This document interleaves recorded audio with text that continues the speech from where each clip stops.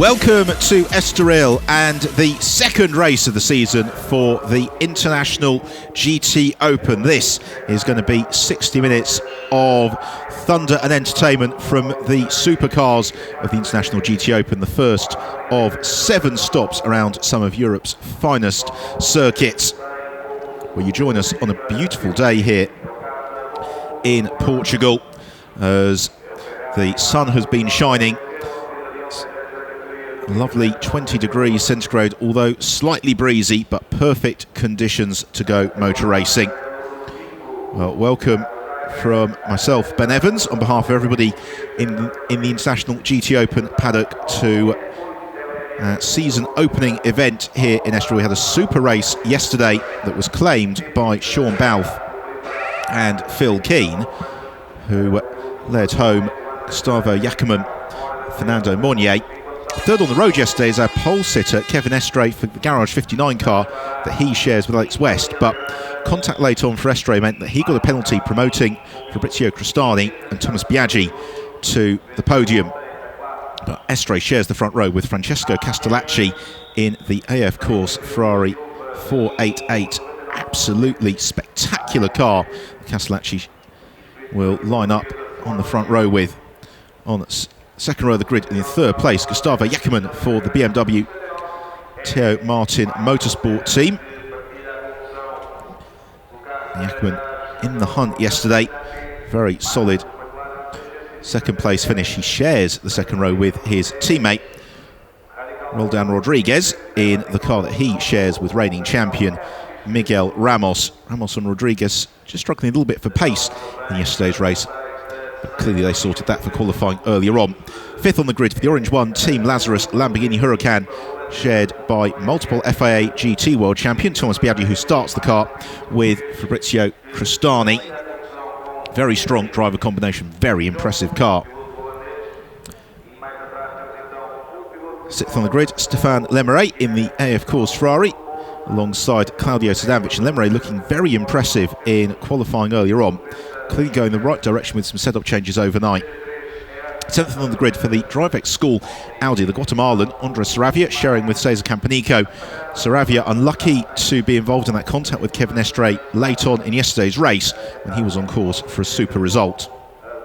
Lining up in 8th place is the Balfe Motorsport Ferrari of Sean Balfe and Phil Keane, and it's Sean who is going to be starting the race, having driven a superb anchor leg yesterday to give them the win and the championship lead. 9th on the grid, yesterday's GTAM winners Luis Silva and Antonio Coimbra in the Sports New Mercedes, and it's Antonio who will be taking to the start. That Mercedes looking very competitive. 10th on the grid, Michael Benham in the second of the Garage 59 McLarens, alongside Duncan Tappy, and that's a car when Duncan gets in for the second phase of the race that I think we can expect to see steadily climbing up the order. So just because Benham starts in 10th, he should not be discounted. Well, today is the slightly shorter race of the weekend. It is a 60-minute race, but there is, of course, the mandatory pit stop that comes between 24 and 36 minutes in the race, and that is when everything can start to be turned on its head a little bit, particularly as after yesterday we have got the pit handicap starting to come into force.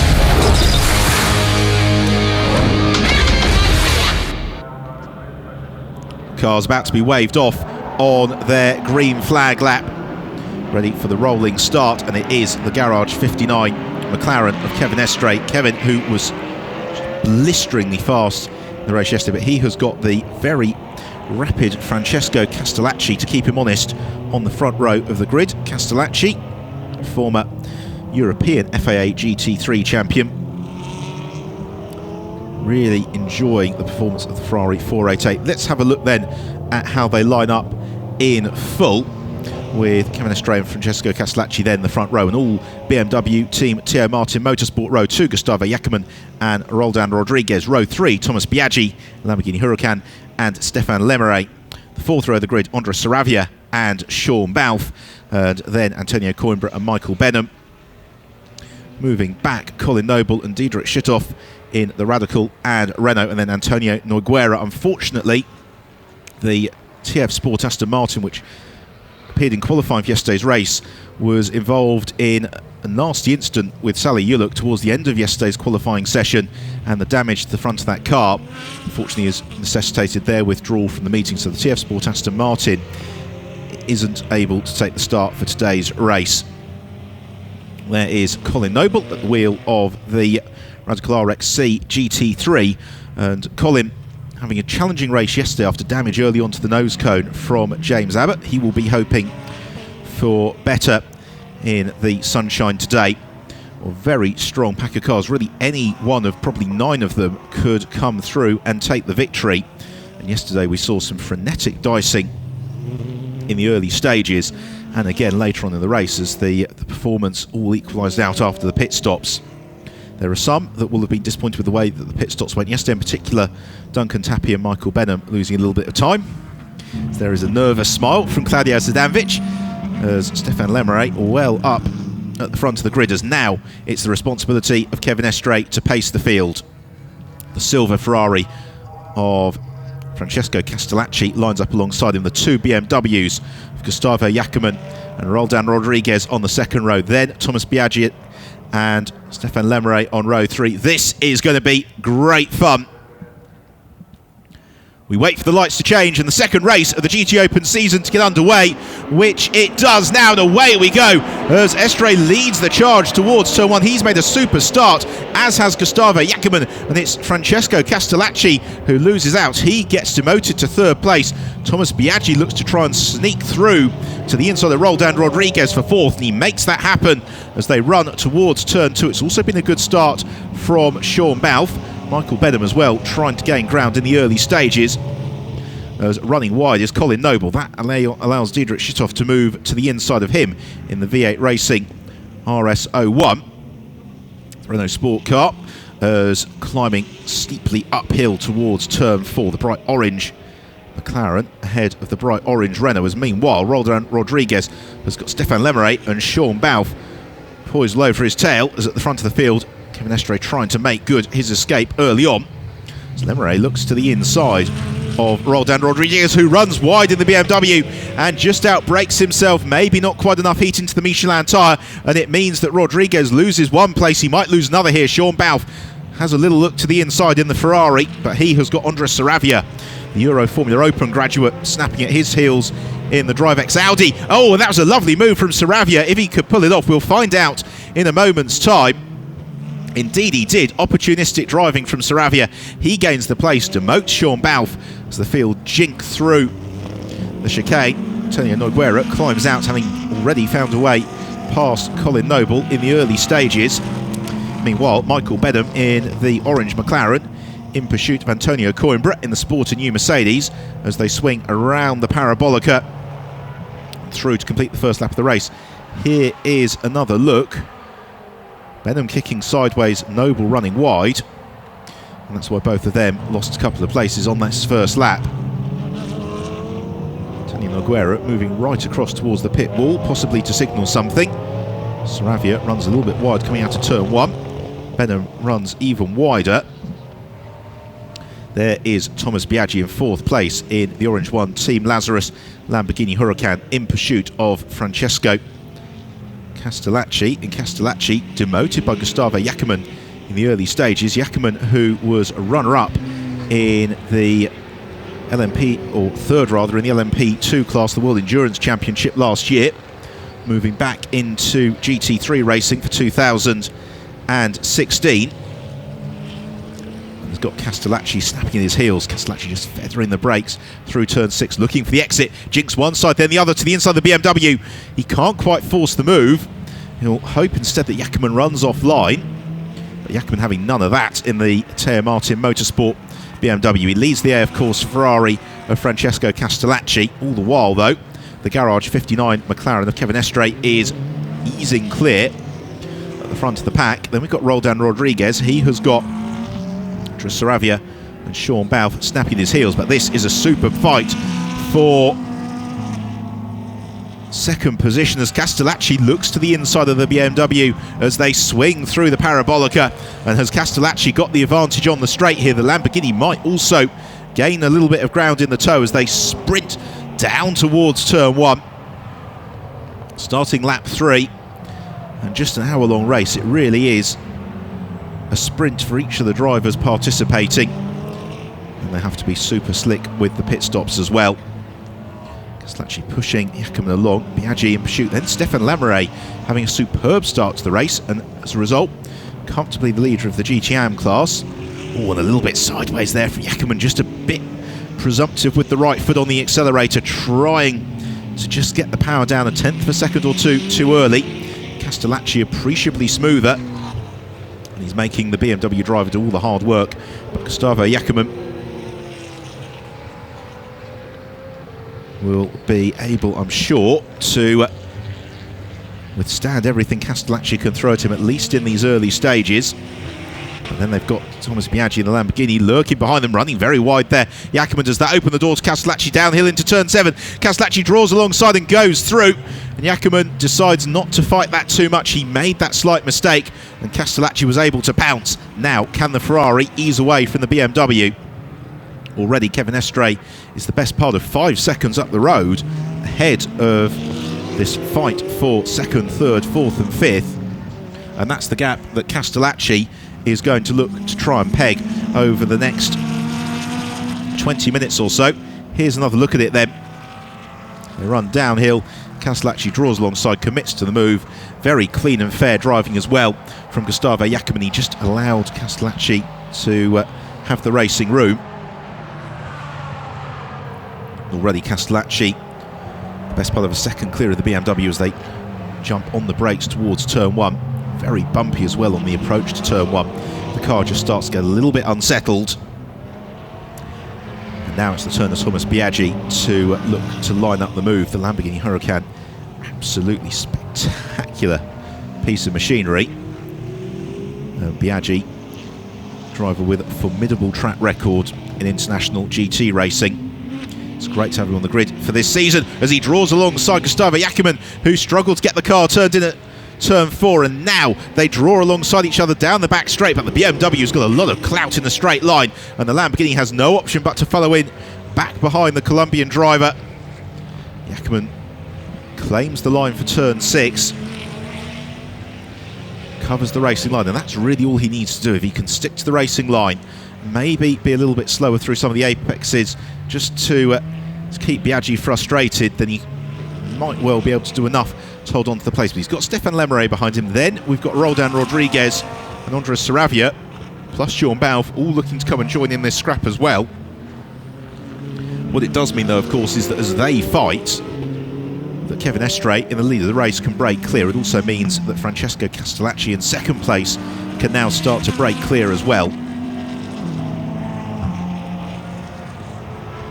It's the Parabolica. Gustavo Jackman asking a lot of the Michelin tyre. All the cars in the race running on a control compound Michelin tyre. It's generally very, very well received by the teams, but because this Estoril circuit is so abrasive, managing the tyre does start to become key. Now, immediately, as Castellacci has found a way past Jackman, he's just set the fastest lap of the race, a 1 minute 39.5, and is off in pursuit of Kevin Estoril, bringing Estoril's advantage down to 4.3 seconds. Don't think that will be unnecessarily concerning Kevin, because nice well second half of the race, both Thomas Fleur, who will take over from Francesco Castellacci, and Alexander West will take over from Kevin Estoril, reasonably evenly matched. That could be interesting. Here is the DriveX Audi, sort of Andres Saravia in pursuit of Roldan Rodriguez, and Rodriguez definitely closer to Stefan Lamoureux. That gap is only 1.8 seconds, but it came down by 7/10 last time around.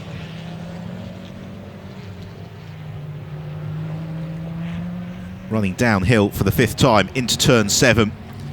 And the field remains very evenly matched as Roldan Rodriguez comes under threat again from Saravia. Saravia really adapting very nicely on his international GTOpen debut. Enjoying a very well set up and balanced car from the DriveX team as well. He's now starting to really hustle Roldan Rodriguez. Rodriguez, who raced for several seasons in GP2, also had a Formula 1 test with the Force India team.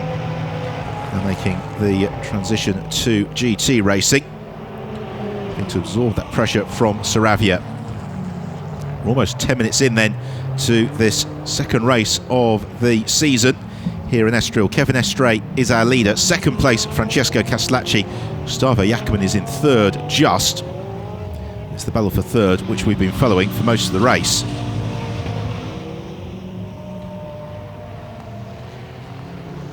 Really everybody up to and including Sean Balfe in 8th place is in this battle.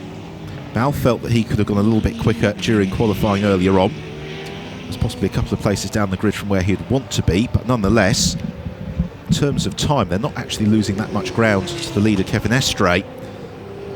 It's Francesco Castellacci then in second, who's closing up onto Estre very quickly, as Biaggi had a little bit of a look to the inside of Jacquemin as they turned into 6, running downhill. And the driver who's really so impressive in all of this is Stéphane Lemeray in 5th place. He has had a solid weekend so far, but qualifying this morning was very impressive. The car very stable out on the track, and Lemeray was consistently towards the top of the timesheets throughout qualifying. It wasn't just a single lap that put him up the grid. Every single lap he was posting was looking promising. There is Miguel Ramos, who will take over from Roldan Rodriguez in the second phase of the race, and this of course a very important home round for reigning champion Miguel Ramos. He stays with the Teo Martin Motorsport team for this year. It's Miguel Ramos, but of course it's the new car. It's Fabrizio Cristani, watching the progress of Thomas Biaggi in the Lamborghini that he'll be driving a little bit later on. And Biaggi will, I think, start to be getting a little bit anxious possibly about finding a way past Gustavo Jacquemin. This group are all lapping in the 1 minute 41 second bracket, and that compares to the 1 minute 39 seconds bracket for Francesco Castellacci and the low 1 minute 40 seconds for the race leader Kevin Estre. So it means the leaders are easing away from this group. But then of course, with the mandatory driver change, this is when everything can start to get turned on its head just a little bit. Again, Biaggi closes up on the BMW on the brakes into turn 6. Saravia not quite close enough to Roldan Rodriguez to really start to threaten him. As now Biaggi looks to the inside, downhill into turn 7. Jacquemin closes the door, and now Gustavo Jacquemin now has to get his elbows out as Biaggi tries to force the move one side then the other. Will he launch the inside that chicane? He does! Thomas Biaggi goes for it. Beautiful move from Biaggi. Several laps in the making. He saw the opening and he had to pounce. He goes third. Now can he pull clear, or will the BMW be able to power back past along the straight, particularly with the slipstream effect? We'll find out momentarily as Biaggi hurtles through the parabolica, kicks up the AstroTurf on the exit of the corner. You can see the ground that Francesco Castellacci has already gained over Thomas Biaggi, 8.7 seconds. So on the brakes towards turn 1, Biaggi closed up once more by Gustavo Jacquemin. Meanwhile, we'll have a look at how it unfolded. And Jacquemin just ran a little bit wide through turn 8. It left half an opening for Thomas Biaggi, who knew exactly where he needed to get the Lamborghini stopped, did just that, and there was nothing as a result that the Colombian driver Gustavo Jacquemin could do. There is Teo Martin from his eponymous team, Teo Martin Motorsport.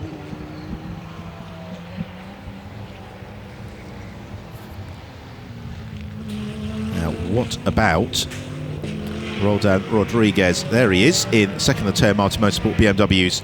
He is now just 1.3 seconds back from Stéphane Lemeray, and Lemeray, headlights ablaze. Just to remind Gustavo Jacquemin that he's there. Not that I think Gustavo needs any reminder of that whatsoever. But already we're approaching 1/4 race distance. That is how quickly these 60-minute races unfold. The pit window as well is going to open in just 10 minutes time.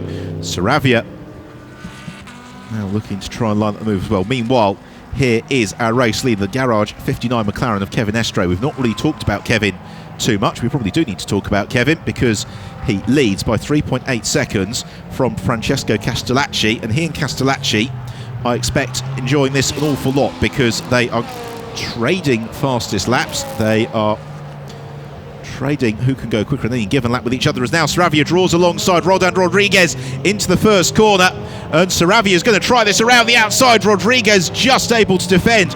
Really nice driving from both of them. It was a brave move from Saravia, and it was well defended by Rodriguez.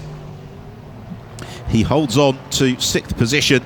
Saravia has to hold station in 7th, but as they battle, you can see it's bringing Sean Balfe and Antonio Coimbra into the mix as well.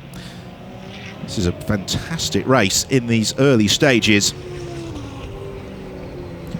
Along the backstretch, Saravia in pursuit of Roldan Rodriguez, and Andres Saravia clearly feels he's got a very nice car underneath him.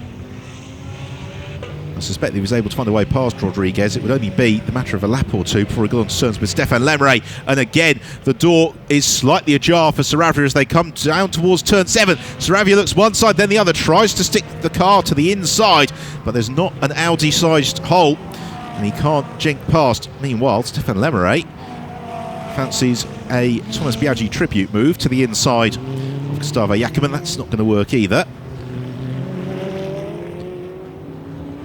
So as we approach 1/4 race distance, Kevin Estre is our race leader, Francesco Castellacci 2nd, Thomas Biaggi 3rd, Gustavo Jackerman 4th, Stefan Lemre 5th, Roldan Rodriguez in 6th from Andres Saravia and Sean Balfe. In 9th place is Antonio Coimbra, and 10th is Michael Benham. We are watching and thoroughly enjoying the battle for 6th position. So Roldan Rodriguez has got Andres Saravia swarming all over his tail in the DriveX Audi. Thinks about jink to the inside of Rodriguez as they arrive into turn 1. Sean Balfe has decided this looks like fun as well. He wants to come and join in.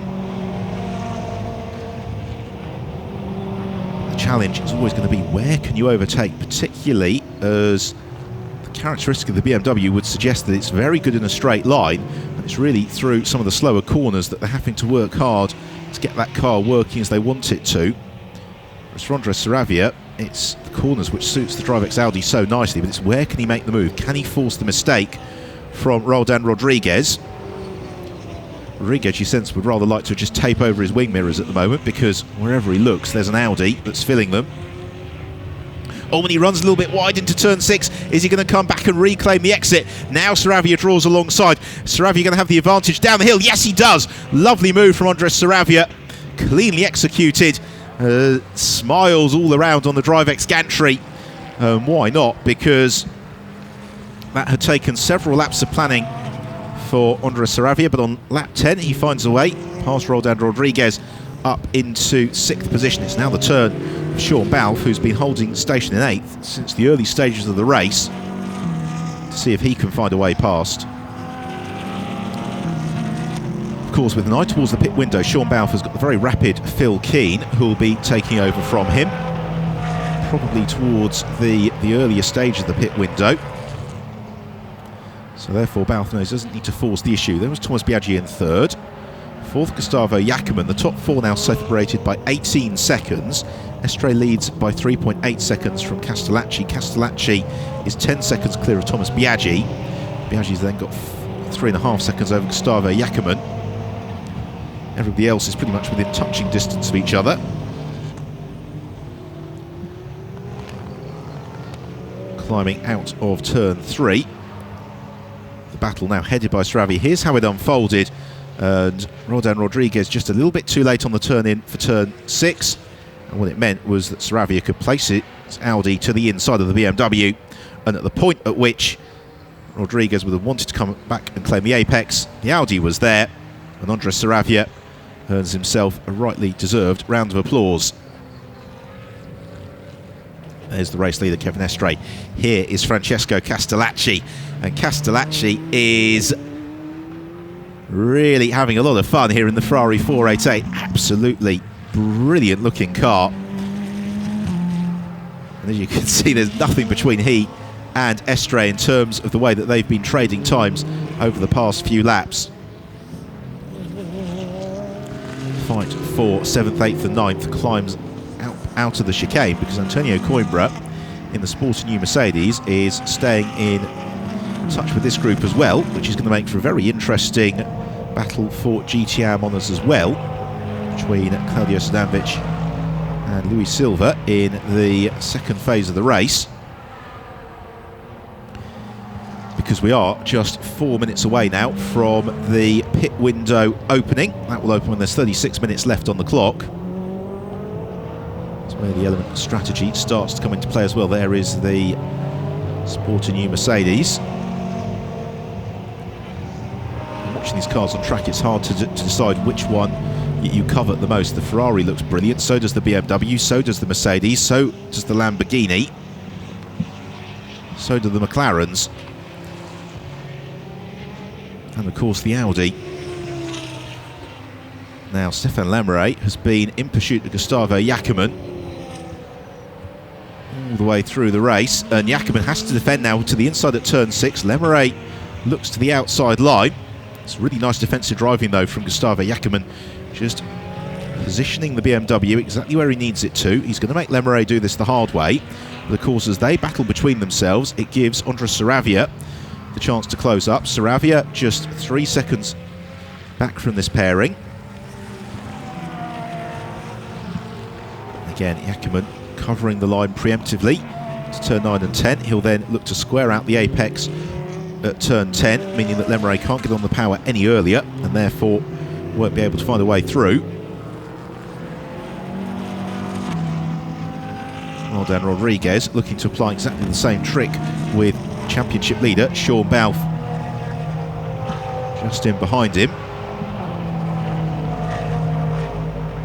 And Sean Balfe, well, he's kept out of trouble. The problem for Balfe is going to be that as he comes across the line, he's going to be the best part of 30-35 seconds. 27.5 seconds, in fact, Sean Balfe behind the race leader Kevin Estoril. And that, particularly with then 15 seconds of pit handicap as well, through yesterday's victory, is going to be an awful lot for Phil Keane to overcome, particularly if he wants to get the car onto the rostrum. Lemire continues to run in tandem, but that last lap from Gustavo Jacquemin, as he defended, it meant that he was 2 seconds slower than Andres Saravia behind, and now Saravia just 1.2 seconds back from the Jacquemin-Lemire battle, and really it's becoming a three-car train because Saravia's caught them. Here comes Andres Saravia, the grey and fluorescent yellow DriveX Audi, in pursuit of Stefan Lemire. Lemire trying to force more defensive manoeuvres from Gustavo Jacquemin, which might suit Jacquemin reasonably well because it then pushes Lemire into the attentions of Andres Saravia. Lemire can see him coming, he gets desperately close to the tail of the BMW as they accelerate now out of turn 8, jump on the anchors for turn 9. Steeply uphill, just kicking it a little bit sideways, the T.O. Martin Motorsport BMW. Gustavo Jacquemin having to put together a very stout defensive performance. Our order is Kevin Estoril leads the race. Second, Francesco Castellacci. Third is Thomas Biaggi. Fourth, Gustavo Jacquemin. Fifth, Stefan Lemire. Sixth, Andres Saravia. Seventh is the fight we're watching between Roldan Rodriguez and Sean Balfe. Balfe running a little bit wide in the red Ferrari, and that means the 9th place car of Antonio Coimbra is able to join in as well. And now Balfe has to defend, in fact, from Coimbra as they head down towards turn 1. Coimbra draws alongside, but he doesn't get the track position, and Balfe able to hold on to the 8th place. I think Sean will be a little bit frustrated with not having been able to get a little bit of clear air. Get the sense if he could find a way past the BMW, he'd be able to ease clear of it. 10th place, we've got Michael Bennett. We've not seen much of Michael. He's 36 seconds off the lead, but we did catch a glimpse in the pits a moment ago of Duncan Tappy, who will be taking over from him. And Duncan, former Bentley Works driver, former star of Formula Renault and Formula Ford racing in the UK, and he is a very, very quick driver. So we can expect to see that 59 car starting to climb up the order as well as the second phase of the race unfolds. Another brief flash of the headlights from Stefan Lemire. And this is really, really impressive drive from Stefan Lemire. He leads the GTOpen class and is hustling Gustavo Jacquemin. battle for 4th and 5th place. They've now slipped some 7.7 seconds back from Thomas Biaggi. Here is Francesco Castellacci in 2nd place. You caught a very brief glimpse of Kevin Estoril, the race leader. There he is in the Garage 59 McLaren. Estoril finished 3rd on the road yesterday, picked up a penalty retrospectively that dropped he and Alexander West to 4th. They will be hoping to claim a victory this afternoon. 2 trios of cars arriving into turn 1. Again, the BMWs have just got enough under the bonnet to give them the run down the straight. That means that the Ferraris snapping at the heels can't draw alongside and find a way past. None of that is any concern for Kevin Estoril. He uses every inch of the road, pushing as hard as he can in the McLaren. He's got 4.6 second advantage over Francesco Castellacci. Castellacci, having pegged him to about 3.5 seconds, has lost a second over the past couple of laps. The pit window is now open, and this is the point where we will start to see the tactics coming into play. We'd expect to see Kevin Estoril and Francesco Castellacci probably staying out a little bit deeper into the pit window. The same for this man, Thomas Biaggi, in 3rd place in the Lamborghini Huracan. Although his co-driver Fabrizio Crestani was looking very rapid yesterday. Gustavo Jacquemin, Stéphane Lemeray and Andres Saravia again might be inclined to stay out a little bit deeper, although there is a question mark whether the DriveX Audi team will bring in Saravia to hand over to Cesar Campanico and hopefully feed Campanico out into some clear areas. Lemeray almost found a gap to the inside of the Parabolica. That would have been extremely brave from the Belgian. Are we going to see? Yes, into the pit lane now, ducks Andres Saravia, and that will be for Cesar Campanico to take over. Campanico has been an outright race winner in the Audi in the International GTOpen in recent years. Runs along the pit lane to the DriveX pit box. That's where Campanico is waiting. That's been a very impressive stint from Andres Saravia. A very strong debut for him in the International GTOpen. Also into the pits again with an eye, I'd imagine, some clear areas. Roldan Rodriguez, he hops out of the Teo Martin Motorsport BMW. In gets reigning champion Miguel Ramos, who will be hoping for a very strong performance in this, his home race. Another driver change underway as we expected is Michael Benham out of the Garage 59 McLaren, and Duncan Tappy taking over from him. As still Stéphane Lemeray and Gustavo Jacquemin continue to battle nose to tail, and Lemeray really wants to make this happen on the track, and now he's got the opportunity. Jacquemin runs wide out to turn 6. Lemeray draws alongside downhill towards turn 7. Jacquemin again, the car skittering on the brakes, but he does enough to cover the apex at turn 8, and more importantly, he confirms the track position into turn 9, and there's no way through for Stéphane Lemeray. And this a great demonstration of defensive driving from Gustavo Jacquemin. He's got the BMW in all the right places at all the right times.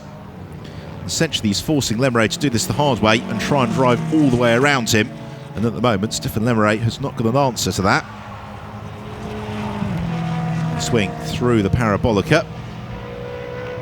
Neither driver inclined to duck into the pits on this occasion. But in the background, you can see Phil Keane will be taking over from Sean Balfe as Balfe darts into the pit lane. Again, Sean will be hoping that Phil gets fed out into a little bit of clear air. Sean Balfe out of the car almost before it's come to a halt. Keane jumps in as now Stéphane Lemeray right back on terms with Gustavo Jacquemin. It's really this sequence of the circuit where Lemeray is particularly strong. Can he force the BMW to run wide? Again at turn 6, Jacquemin defends initially, then moves across to cover the racing line, gets the car stopped, turns across, claims an early apex, tries to hug the inside of the road, is successful in doing that. Lemeray thinks about a little look to the inside into turn 7, then moves back across, covers the racing line. Yeah, of course, Ferrari beautifully set up today for Stéphane Lemeray. He's got the car really dancing underneath him and turning on a dime. Out of the chicane. Again, Lemeray couldn't make the move on the way in. What about the way out? He tries to draw alongside Jackman, but Gustavo Jackman just knows that if he's got the BMW to the inside and each and every turn there's nothing that Stefan Lemeray can do, and Lemeray's not going to try something particularly brave at the Parabolica unless there's a good chance of it coming off, and Gustavo Jackman decides enough's enough. He runs into the pit lane and will pass over to Fernando Monnier. It's been a good drive though from Jackman, but now he's got the former World Touring Car Championship racer Fernando Monnier about to take over from him. Of those that have pitted, I think it's Cesar Campanico who is emerging as the driver at the head of that queue from Miguel Ramos and Duncan Tappy. But this, as we approach halfway, is the point when they're all racing drivers that they can't see on different sides of the circuit. Meanwhile, Kevin Estre, the race leader,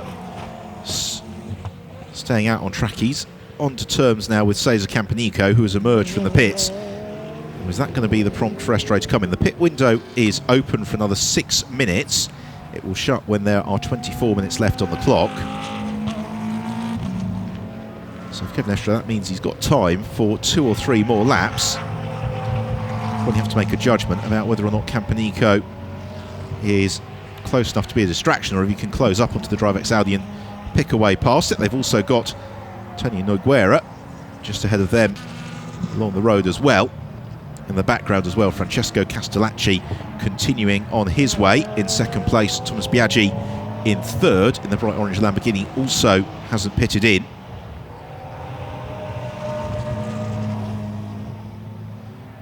Estre, who was so spectacular yesterday, continuing that form today, as now Thomas Biaggi does come in to pass over to Fabrizio Crestani. Crestani finished 4th in last year's Lamborghini Trophy, knows these cars inside out, and was a very good match for Biaggi in yesterday's race. A new front tyres certainly for Crestani as he gets strapped into the Orange 1 Team Lazarus Lamborghini. Meanwhile, Duncan Tappy is already on to terms with Miguel Ramos. Now this is a battle for position and potentially the podium a little bit later on. Now, is Tappy going to chance his arm here into turn 6? He flashes his headlights at Miguel Ramos and he manages to just push Ramos slightly offline at turn 6, and as they come out of the hairpin, it's Tappy who gets his nose in front, gains the place.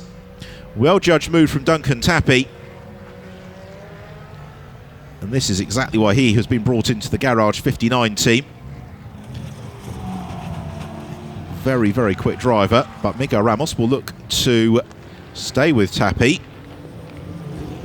Ramos, having had a couple of seasons of finishing runner-up in the International GTOpen, despite scoring the most victories of any combination, has won the title last year by dint of making sure that he always brought home the points. Last season he had 3 victories but 11 podiums from the 14 races. That was enough to give him the crown, and therefore he knows that if the car maybe isn't quite there this weekend, keeping out of trouble, getting the best possible results and racking up the championship points is what's key. Here's another look at it. Tappy just snapping sideways mid-apex, really pushing hard from another angle. Had the McLaren perfectly positioned. Also into the pit lane has come Kevin Estre. Has he? Estre has dropped on the timing screen. Francesco Castellacci is showing us the race leader. Meanwhile, Claudio Stanvic takes over from Stefan Lemeray. Now, according to our timing screen, Kevin Estre has gone missing, or had a very, very short stint somewhere, or very, very long first sector somewhere out on track, and has dropped down the order somewhat. Not sure if that's just a transponder issue, but here is Castellacci, who is the race leader now. Antonio Coimbra in second, having not pitted in. Then Diedrich Schindler, Kevin Estoril, the other driver not to have made a pit stop. And as I say, Estoril, who heads into the pits now to hand over to Alexander West, was showing us having had a 2-minute trip through the first sector on the last lap. So I don't know if that's just a glitch in timing or something more significant. We'll find out. Anyway, Estoril jumps out. West gets in. I think it's possibly just a timing glitch. Meanwhile, here is Cesar Campanico. Of those that have pitted in, Campanico is very nicely poised. He has got Fabrizio Crestani chasing him down. Then there is a gap of some 3 or 4 seconds to Claudio Sadanovic. There is Sadanovic, who is the GTOpen class lead. Now, what can Fabrizio Crestani do? He and Campanico are very well poised. Meanwhile, here is a look earlier on the lap at Crestani finding a way past Claudio Sadanovic on his out lap. Last thing that he would have wanted to be involved in is a close battle. Meanwhile, Luis Silva takes over from Antonio Coimbra in the Sport & U Mercedes. Silva gets strapped in as Alexander West rolls out of the pit lane. Garage 59 McLaren. West goes back into the race. Super performance from Kevin Estoril. Where is West going to feed back into the mix? So we've got this anomaly on the in-lap, which seemed to indicate a very slow first sector for Kevin Estoril. Into the pit lane now comes Francesco Castellacci. Castellacci to hand over to Thomas Fleur, and this has been a super drive from Castellacci. From the front of the grid, he was released into some clear air and thoroughly enjoyed himself. He now comes to a stop. The door opens. Fleur is ready to get in. And they have every possibility here of scoring a very, very strong result, because without any pit handicap to contend with, they're going to be out with a good advantage over some of the cars that are going to look to chase them down, such as Cesar Campanico has got Fabrizio Crestani closing up onto his tail as the pit window closes. This is the fight for 4th and 5th position. It might become the fight for a little bit more. It really depends where Felipe Barreiros, well, he has taken over from Diedrich Schindler. That is ongoing. I suspect Barreiros isn't going to feed into that scrap, but Thomas Fleur may well do, as may Luis Silva. It's through turn 12 now for Cesar Campanico. He's got Crestani lined up behind him as they swing around the Parabolica, and Crestani might have a run here on the Audi. That was a super navigation of the Parabolica. Meanwhile, here is Thomas Fleur, and it's Fleur who has emerged at the very sharp end of the field, as Crestani, having had such a good exit from the Parabolica, just couldn't quite draw alongside and power past the Audi along the start and finish straight. They head downhill towards turn 2.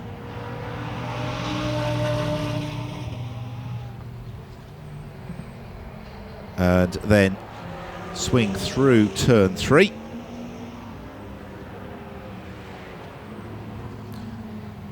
Around turn 4, this sprint towards turn 6, that could give an opening to Crestani to look to challenge. Again, he closes right up behind Cesar Campanico, but Campanico, I'd like to be phased. Oh no, and Miguel Ramos is in trouble in the Teo Martin Motorsport BMW. He's pulled off at the side of the road, and that is a great pity to see. Not sure what quite happened there for Miguel Ramos, but he unfortunately is facing his first retirement for quite some time in the International GTOpen, and such disappointment for the reigning champion,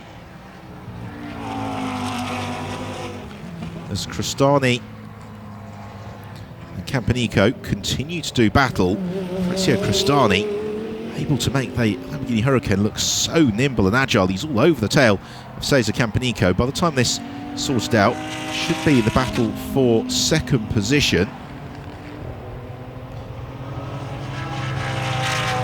they swing through the parabolica, but down the start and finish straight. The Audi has just about got the legs on the Lamborghini.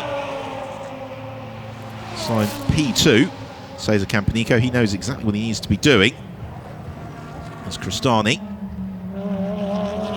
Let's try and fight away past. Now, the pair of them are some 14 seconds back from Thomas Fleur. They've got to close that down over the next 20 minutes. Now, that is possible, provided they don't spend too long battling with each other. And this is going to be the real tactical call now, particularly for Cesar Campanico. Does he go all out in defence from Fabrizio Cristani? So he and Cristani start to work together a little bit, see if they can close in onto Thomas Fleur, and then worry about sorting out the spoils for themselves. There is the stricken car of Miguel Ramos. What that does is takes away the overtaking opportunity into turn 6 until the car has been retrieved.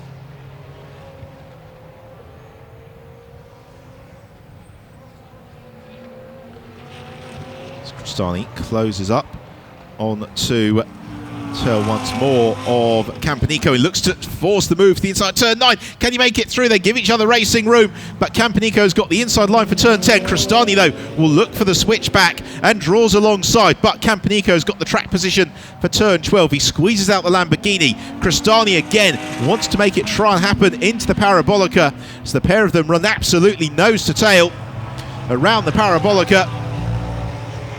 But Campanico might just have done enough to prevail. It depends whether or not Cristani can do anything. Thundering along the start and finish straight. As the pair of them sprint towards turn 1. They, all the while though, were good 3 seconds quicker than Thomas Fleur last time round, so they will catch Fleur between now and the checkered flag. In the GTOpen class, Claudio Sadanovic leads that from Luis Silva and Felipe Barrieroth. Campanico, he will know that the yellow flag at turn 5 means that he doesn't need to defend quite as much as he would have otherwise done into turn 6. Now here is a replay of Phil Keane making the move on Fernando Monnier. Sneaking through. Good move from Phil Keane. As still we have got Campanico and Cristani battling, and Cristani looks to the inside of Cesar Campanico into turn 7, and it had to happen. Finally, Fabrizio Cristani is able to sneak through as they climb uphill, up into second position then for Fabrizio Cristani. He accelerates into the parabolica. There is Thomas Biaggi toweling down after his stint. That was a good performance from Biaggi, as here is Alexander West. Now, not sure what happened there at the end of Kevin Estre's stint, because we had that anomalously long lap. I think if we didn't have that lap, then West would potentially be in the lead of the race. And what we haven't identified is whether or not there was a problem for Estre, or whether or not that was a timing screen, or a timing glitch rather instead. Here is Thomas Fleur, and Fleur, after that super drive from Francesco Castellacci, is now in one of the most elevated positions that he's been in his career. There is Castellacci waving to the cameras, I think thoroughly enjoying the opportunity to be at the front of the field, but he's got the distraction of Antonio Nogueira to respond with now. And all the while, Fleur is being caught by Fabrizio Cristani to the tune of about 4 seconds per lap. I don't think time is quite as on the side of Thomas Fleur as he would like. We had 10 minutes to go, then it might just be on for Fleur to retain the lead of the race. As you can see, last time round, Crostani appreciably quicker than Thomas Fleur. Nonetheless, Fleur has got plenty of experience at this level of international GT racing, but you can see Crostani just 3 seconds back from him as Fleur looks to the inside of Antonio Nogueira and gets boxed out by Nogueira as they turn through first corner. This is aiding the charge of Crostani all the while. He's helping out Cesar Campanico too. Also closing into the tail of Campanico in 4th place is Duncan Tappy, and Tappy's only 7.4 seconds back. So there's every possibility that Tappy will get onto the podium. We predicted that number 59 car would figure strongly late on.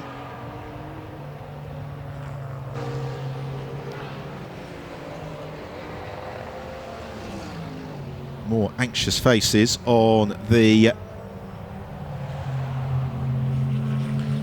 of course, pit wall, and this is why, because Fleur has already been caught by Crostani, and Crostani looks to challenge Thomas Fleur for the lead of the race downhill towards turn 7, and that was easy for Fabrizio Crostani. He is able to take the lead, snatch it and clear Antonio Nogueira, or is he? Nogueira gives him room. Thomas Fleur still yet to complete that lappery. It means that Fleur is at risk of being chased down by Cesar Campanico fairly quickly.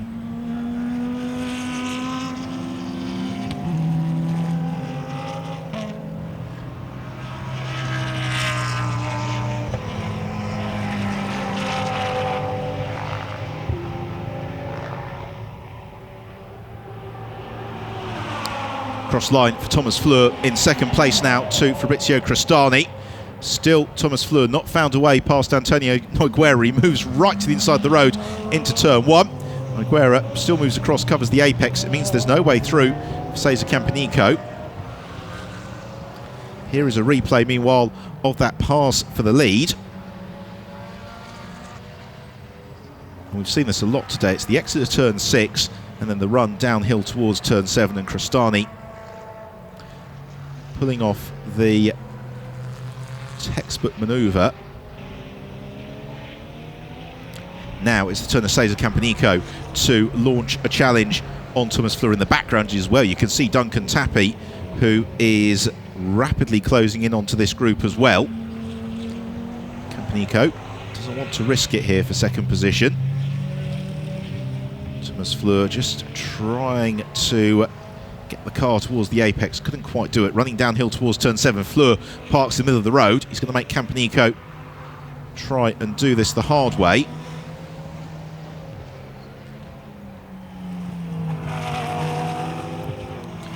Campanico looks inside turn 9. Oh, they almost barge wing mirrors. That was very, very close. But Campanico able to sneak his way past Andres Saravia, smiling on the gantry, as he and Campanico elevated into 2nd position. 13 minutes to go. Fabrizio Crostani, our race leader. 2nd place, Cesar Campanico. 3rd is Thomas Fleur. 4th, Duncan Tappy. 5th, Phil Keane. 6th, Fernando Monnier. 7th, leading the GTOpen class, Claudio Stanvic. From 8th, Luis Silva. And 9th, Philippe Barrieroff.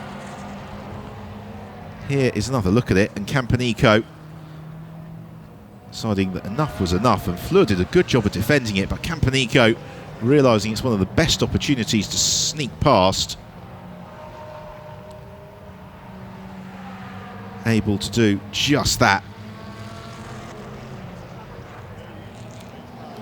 Smile and a wave from Andres Saravia. Here is the battle, meanwhile, for the GTOpen class lead, with Luis Silva in the sporting new Mercedes tucked up right behind Claudio Stanvic, the pair of them heading into their 27th lap.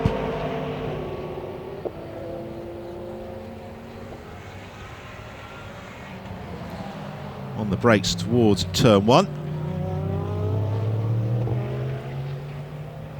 Swinging downhill, and this is a great opportunity for Claudio Stanvic. As meanwhile, Duncan Tappy is now in pursuit of Thomas Fleur. This is for another spot on the rostrum. Oh, that's brave from Duncan Tappy. Fleur, though, gets his elbows out. Tappy looks the other side. Fleur defends there as well. He's not going to fall victim to the same trick for 2 laps in a row. And Duncan Tappy now will have to find another way past, which he can do on the Exeter turn 10 through turn 11. Tappy goes third. Now, is there the opportunity for Duncan Tappy to get even more from this, because he's been lapping consistently in the 1 minute 40 second bracket. Cesar Campanico, Fabrizio Crestani a little bit slower than that. Another look at it. Lovely move from Tappy, thinking several corners ahead. He knew that if Fleur defends on the way in, he would struggle to get tight on the way out. Meanwhile, Claudio Stanvic, Luis Silva continue their battle.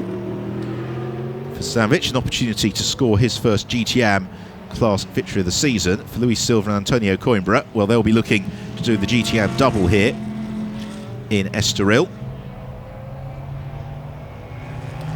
Headlights flashing from Luis Silva as they head on to the start and finish straight. Powering into another lap.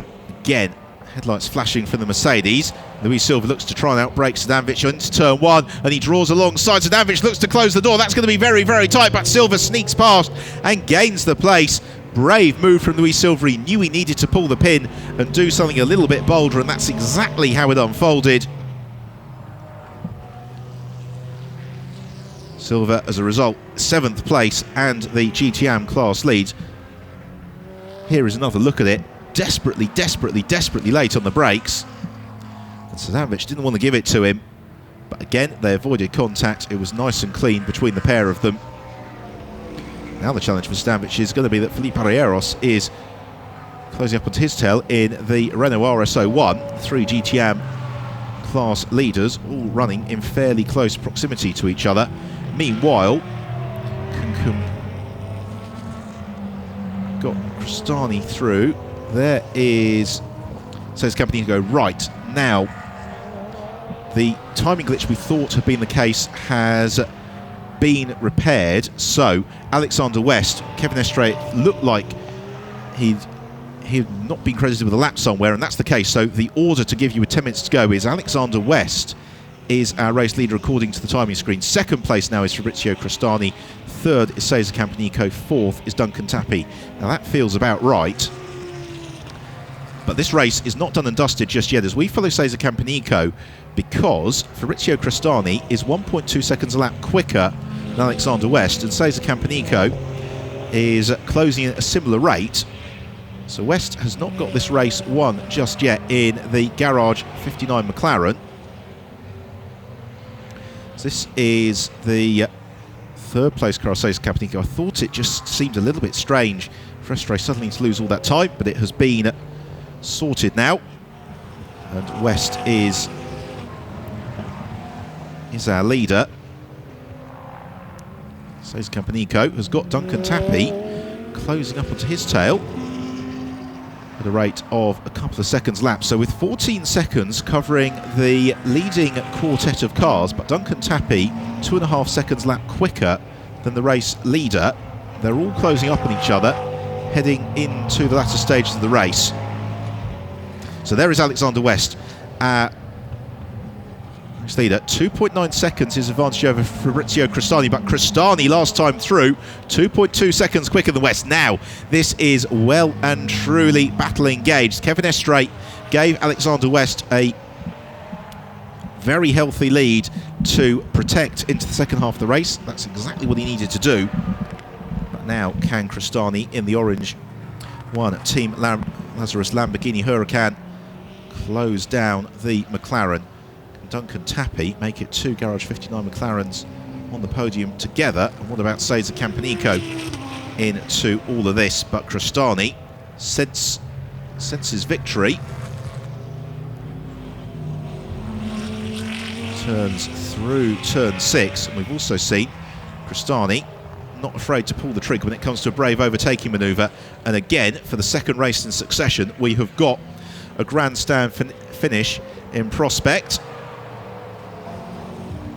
anxious faces in the Garage 59 pit box. With good reason, because here comes Fabrizio Crestani. And Crestani already a second quicker than West through the first 2 sectors on the lap. It was 2.9 seconds between the pair of them at the start of the lap. It's going to be significantly less than that at the end of it. And of course, as they start battling with each other, that is going to bring Campanico and Tappi into the mix as well. Across the line, gap down to 1.2 seconds. Headlights ablaze for Alexander West, the race leader. Second place, the Lamborghini of Fabrizio Crestani. It's a further 8 seconds back to Cesar Campanico. His pace has dropped off, and he's got Duncan Tappi only 9/10 of a second behind him. How much life is there left in the Michelin tyres on the Lamborghini Huracan? There is Thomas Biaggi watching Crestani from the pit wall. Certainly in terms of pace, the Huracan is right onto terms with the McLaren. But Alexander West only needs to defend for 3.5 more laps or thereabouts. So doesn't need to do anything too rash. Meanwhile, here is the fight for third and fourth. Duncan Tappi has closed right up onto terms with Cesar Campanico. Now, this should be a good battle here. Campanico and Tappi both right at the very top of their game. Cesar Campanico knows exactly where he needs to place the Audi. Duncan Tappi likewise in the McLaren. There's a challenge for the lead now. Crestani draws alongside West as they head uphill through turns 9 and 10, and West runs wide on the exit. This is the opportunity that Crestani will be hoping for. Can he get his nose in front for turn 12? West commits to the corner. Crestani looks for the switchback. They go side by side into the Parabolica. They go side by side through the Parabolica. There's contact between the pair of them. Some bodywork flies off Crestani's car, but he couldn't find a way past Alexander West. Brave driving from both of them. And we have got time for 3 more laps as they hurtle towards the first corner. There's a little bit of trim loose on the Garage 59 McLaren as well. That was as close as you like. It was a brave move from Fabrizio Crestani. He knows that with time running out, he had to pull the pin. He's lost some trim as a result. As West covers the inside line into turn 3. Braking deep. Able to defend from Crestani up the hill towards turn 4. Again, a bit of a late chop from West, but it's his prerogative. He's taking the racing line. He's going to make the Lamborghini do this the hard way. But Crestani swarming all over the McLaren. Where can he look to find a way through? There's half a door that's ajar into turn 6, but Crestani knows that that would be a little bit of a punt. Has to think better of it. He's going to try and force the mistake instead from Alexander West. A pair of them run nose to tail downhill out of turn 6 into turn 7. It's going to be out of turn 8, which they approach now, where Crestani might have a chance into the chicane.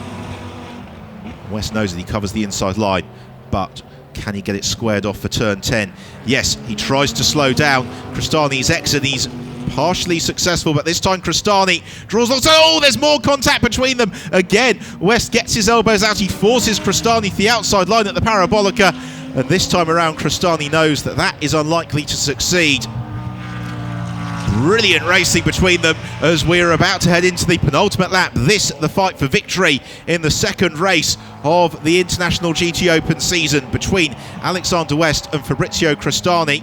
Meanwhile, there's been a change for third. Tappi is clear of Cesar Campanico. It's the orange McLaren that you could see at the back of your picture. But who is going to win this race? Will it be West? Will it be Crestani? Will it be neither of them? For Alexander West, he just needs to find a way to keep the Lamborghini Huracan behind him for another 7 kilometres. Fabrizio Crestani could pretty much tick off with each passing corner an opportunity to find a way through. Brilliant racing in the closing stages here in Estoril. Out of turn 5 towards turn 6.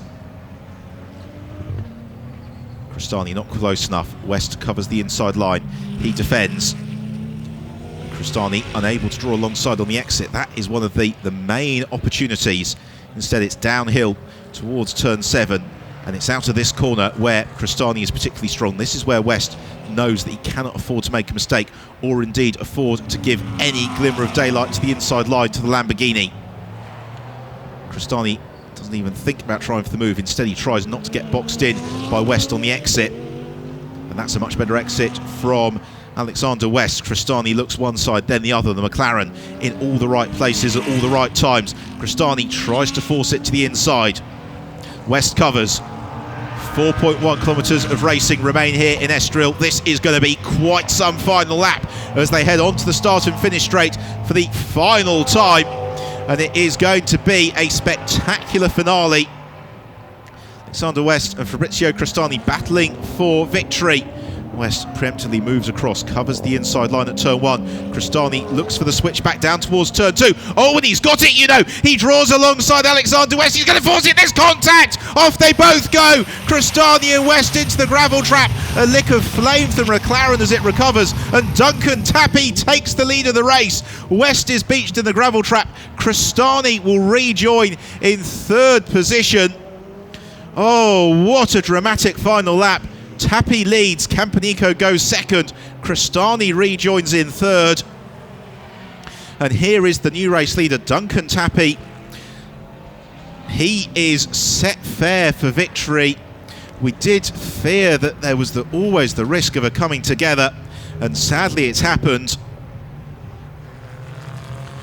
As Tappy heads around turn 6 for the final time, Cesar Campanico a little bit too far adrift. Fabrizio Crestani, I suspect, will just be pleased to get this through to the checkered flag.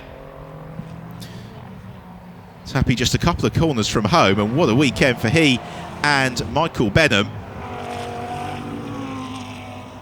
Benham, his first weekend of international GT competition, and he is going to be a race winner. It's his birthday weekend as well, so I believe, as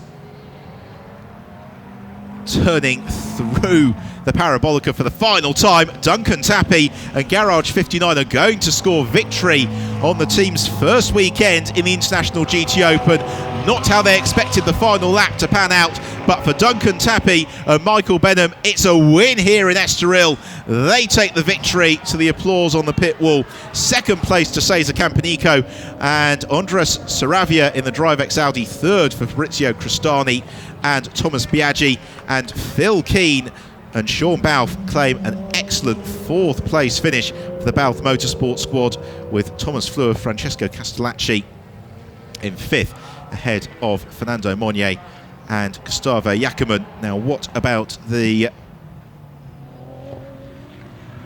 GTM battle? Congratulations to Andres Saravia, the DriveX team, busy celebrating.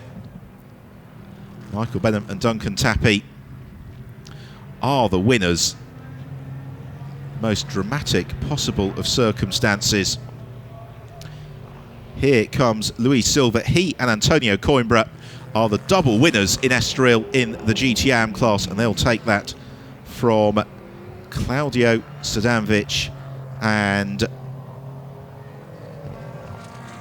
Stefan Lemre. Right, here is another look at it. Crestani drew alongside West. He was determined to go for it, and there just wasn't enough space for 2 cars.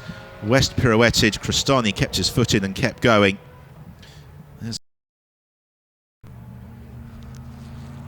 So unfortunate for the race to end like that. It was always going to be a long shot to try and make that move happen into turn 2. And very frustrated West stalking back to the pits. So bittersweet final lap for Garage 59. Duncan Tappy and Michael Benham take the win.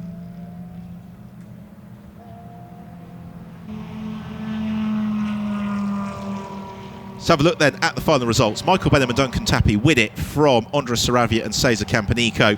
Thomas Biaggi and Fabrizio Crestani in 3rd, ahead of Sean Balfe and Phil Keane. Then Thomas Four and Francesco Castellacci, Gustavo Jackermann, Fernando Monnier. Antonio Coimbra and Luis Silva win the GTM class from Claudio Sadanovic and Stefan Lemre. Then James Abbott, Colin Noble in 9th, ahead of Western Estoril, of course, their race finishing the gravel trap. Francesco Castellacci setting the fastest lap of the race. Antonio Nogueira it is who will complete the GTOpen podium after a late one-lap penalty for Felipe Barrieros and Diederik Schittoff for pitting out of the window.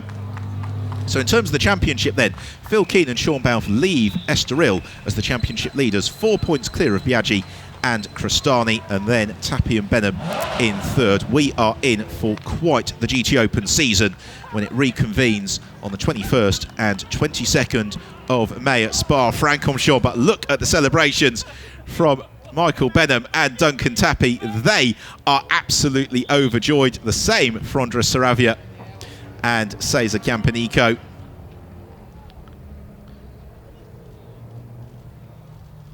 And again, fantastic race. Look at that delight for Michael Benham. And the same for Duncan Tapie. Fabrizio Crestani debriefing as well in Parc Ferme.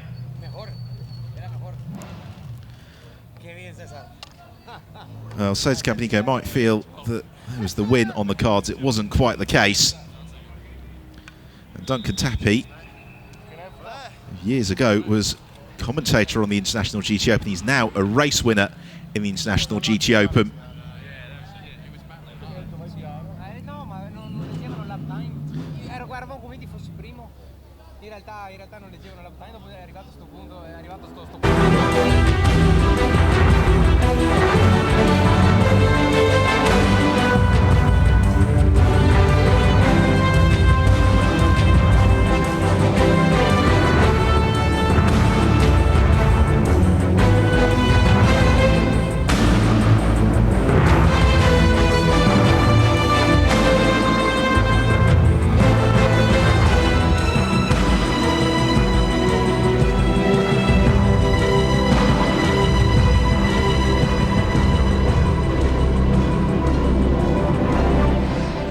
Mike Benham, Duncan Tapie, elated, of course. You didn't expect that one.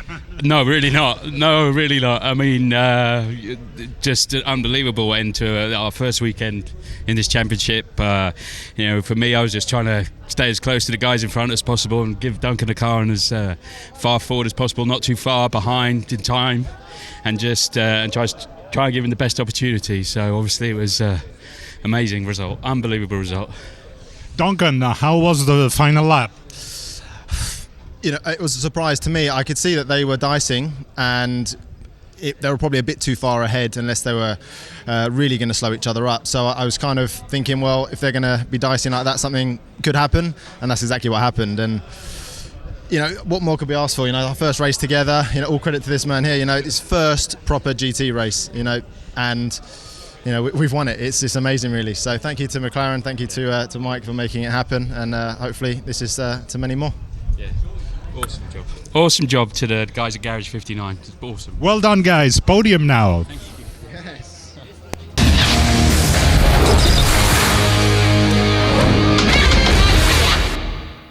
Let's take a look then at the highlights from a very dramatic race, as it was Kevin Estre who led away from pole position, with Gustavo Jacquemin getting the jump on Francesco Castellacci as the pack jostled for position heading into turn one.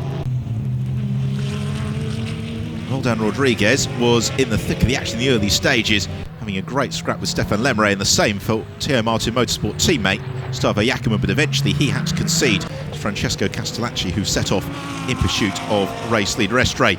Also flying was Thomas Biaggi. A couple of laps later, he was able to put the Lamborghini Huracan ahead of the BMW and move up into third place. And the driver who was pushing hard early on was Andres Saravia. He knew that he'd got a good car underneath him in the DriveX Audi, and so it proved to be.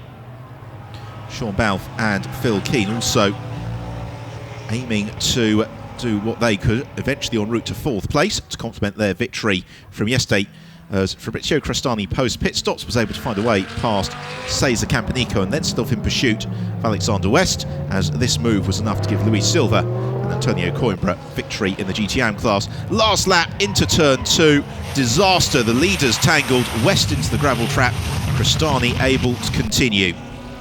That meant that Duncan Tapie inherited the lead, and it was victory for he and Michael Benham in the Garage 59 McLaren on their debut weekend in the championship. Second place to Cesar Campanico, and Andres Saravia, and third Fabrizio Crestani and Thomas Biaggi. So on to the podium, Biaggi and Crestani in third place. Runners-up, Saravia and Campanico, and an overjoyed Michael Benham and Duncan Tappy on to the top step of the podium with team manager Tim Mullen for Garage 59.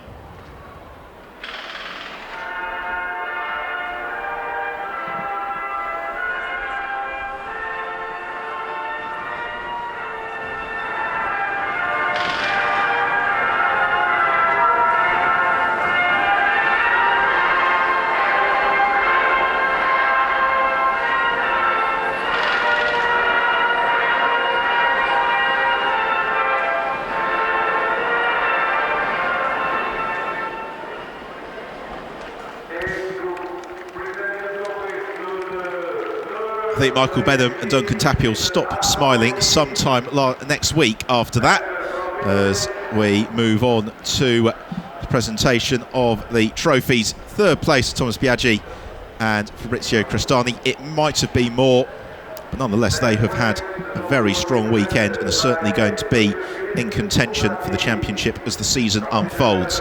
Runners-up, Cesar Campanico and Andres Saravia. Ravex Audi working really well.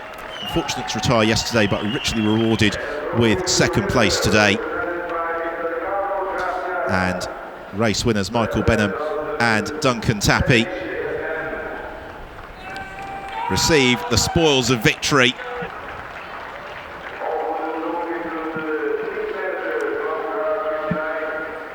And the same for Garage 59.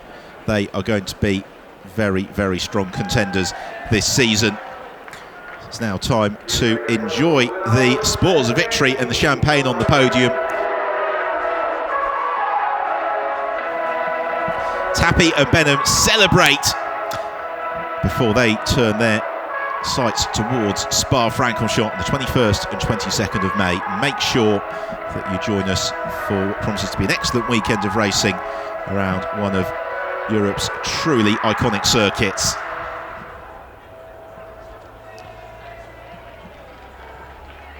Lots of drivers making their first appearance on the GTOpen podium this afternoon. Congratulations to Michael Benham for the victory. His debut weekend in the championship, the same to Andres Saravia, second place. As well alongside Cesar Campanico.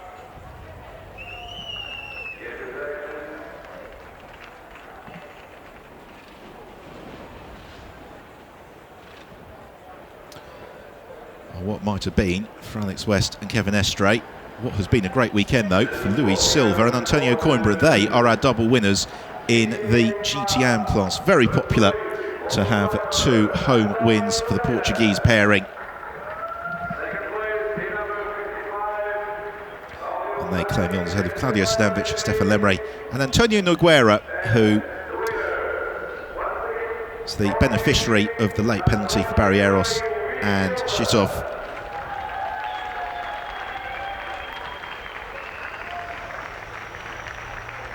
So to the top step for Luis Silva.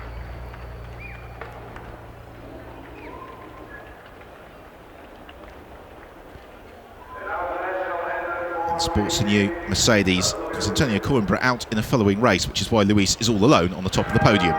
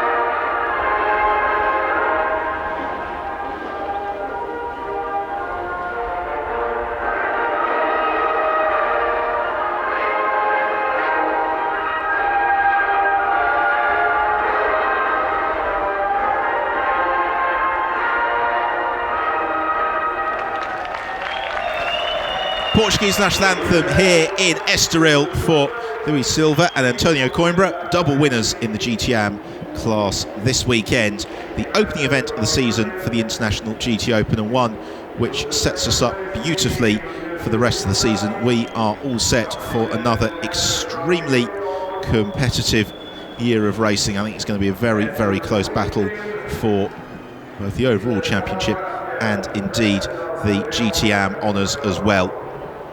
So as the drivers get presented with the trophies, don't forget we will be back in action on the 21st and 22nd of May in Spa-Francorchamps. But as the drivers are about to celebrate here in Estoril, it's time from myself, Ben Evans, to say goodbye from Portugal.